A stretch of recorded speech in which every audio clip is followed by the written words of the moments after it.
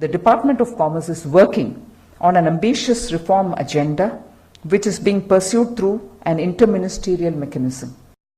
That's the idea behind the new foreign trade policy. The new foreign trade policy, unveiled on Wednesday, focuses on promoting service exports and giving fillip to the manufacturing sector as part of the government's Make in India campaign. The main focus areas of the new foreign trade policies are focus on labour-intensive sectors to provide more employment, giving boost to environment-friendly products, high-tech value addition, promoting entrepreneurship by involving Skill India, moving towards branding of products, incentives for units located in SEZs, making life of traders easier.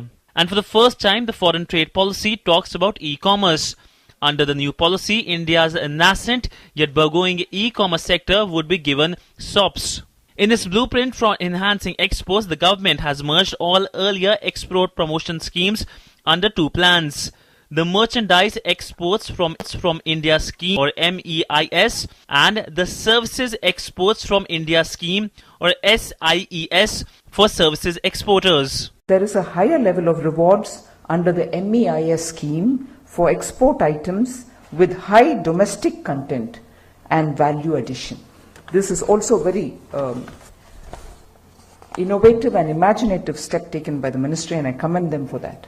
So what are these policies? The MEIS is Merchandise Export from India Scheme, the scheme for export of specified goods to specified markets.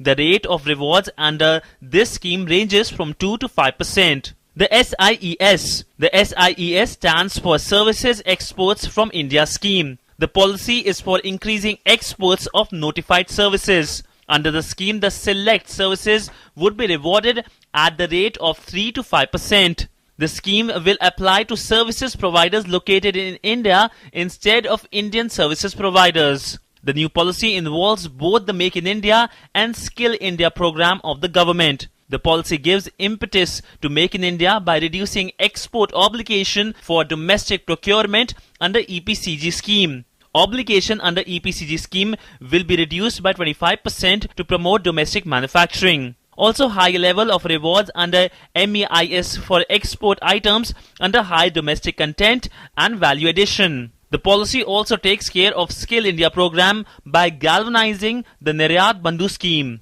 The new foreign trade policy tries to make life of traders easier. One of the main objectives of the new foreign trade policy is to move towards paperless working. A facility has been created to upload documents in exporter and importer's profile, and the exporters will not be required to submit documents repeatedly. Attention has also been paid to simplify various Ayat-Niryat forms, bringing clarity in different provisions and removing ambiguities.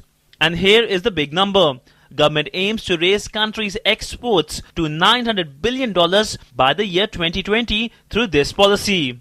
The first day of the new financial year started on a big bang note with announcement of the new foreign trade policy. The new foreign trade policy involves the ideas and also the manner in which India wants to deal with its foreign trading partners. Siddhant Sibbal, DD News, New Delhi.